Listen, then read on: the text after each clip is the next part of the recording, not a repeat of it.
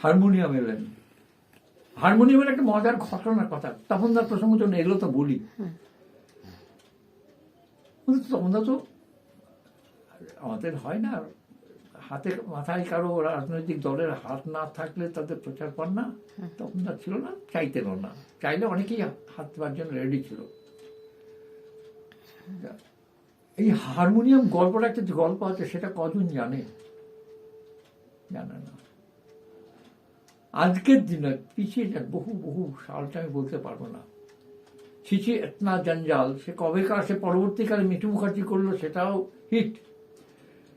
সাধনা বোস করলেন, super super super hit. তারা হ্যাঁ একটু উচ্ছৃঙ্খলাই বলা যেতে পারতো। তারা কোনো বাড়িতে বাস করতেন না, হোটেলে থাকতেন, কার্নানি স্ট্রিটে থাকতেন। শেষের দিকে যা হয় পরিণতি, অভাব অভাব অভাব অভাব।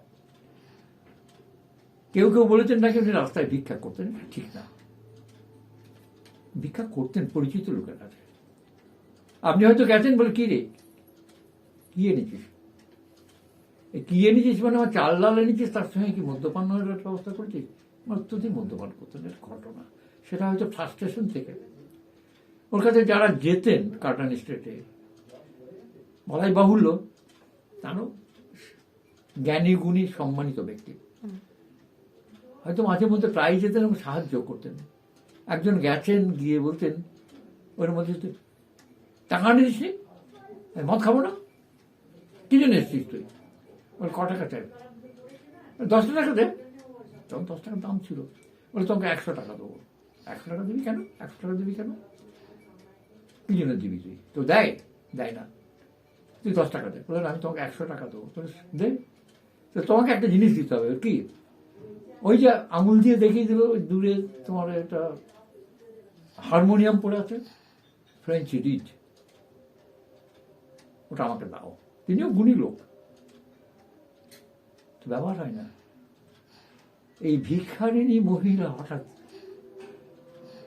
খেপে গেলেন, বাঘের মতো ক্ষিপ্ত হয়ে উঠলেন। যিনি সামান্য 10 টাকার জন্য ভিক্ষাবৃত্তি করছেন প্রায়, এবং বলছেন যে আমাকে দে দে দে, তিনি হঠাৎ যখন বললেন হারমোনিয়ামটা আমাকে দাও, তো ধুলোবালির মুখে পড়ে রয়েছে, দাও।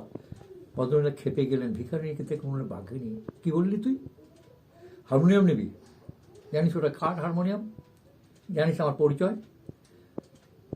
আমি ব্রহ্মানন্দ কেশবচন্দ্র সেনের নাতনি। ছেড়ে দে মধু বোসের কথা। ওই হারমোনিয়ামটা বাজিয়েছিল কে কে জানিস? আমার দাদুর কাছে আসতেন বিবেকানন্দ, ওইটা বাজিয়ে গান গাইতেন। ওই হারমোনিয়ামটা রবীন্দ্রনাথ আসতেন আমার দাদুর কাছে, আমি ওদের কোলে বসে গান গেয়েছি। বলতেন অজর ছড়ে কাঁদতেন। আমি সেই সাধনা, আমার নাম রেখেছিল সাধনা। আমি তো সাধনা করিনি। এই সেই হারমোনিয়াম, বেরিয়ে যা, এক্ষুনি বেরিয়ে যা, জীবনে মুখো হই না। এই যে একটা গল্প বা এই যে একটা ঘটনা, এইটা তপন সিনহাকে উদ্বুদ্ধ করেছিল। যে হারমোনিয়ামটা মন্দিরে যখন বাজে কীর্তনের সঙ্গে, সেই হারমোনিয়ামটা নিষিদ্ধ পল্লীতে কিন্তু ঠুংরিতে বাজে।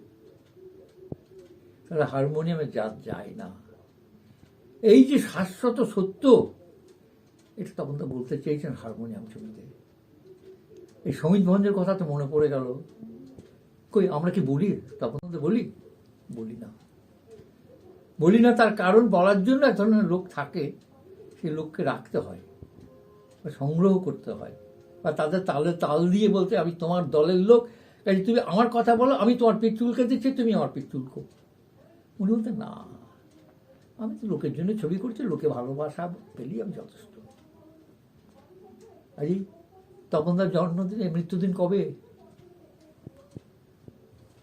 15 তারিখ জানুয়ারি 9 সাল, এই 15 জানুয়ারি। আজকে কজন মনে রেখেছে? 2 অক্টোবর জন্মদিন, আজকে ওর মৃত্যুদিন, প্রয়াণ দিবস। কজন মনে রেখেছে?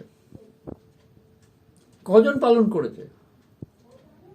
কেউ কি বলেছে আজকে তপন সিনহা তুমি আমাদের ছেড়ে চলে গেছো? আমি কি করেছি? আজকে বিরাট দিনে আপনি এসে গেছেন। উনি আমার পিতার মতো ছিলেন। হ্যাঁ, পিতার মতো কেন, পিতা আমাদের তো আছে শাস্ত্রে 5টা পিতা। জন্মদাতা পিতা শুধু পিতা না, উনি তো আমাকে মানুষ করেছিলেন।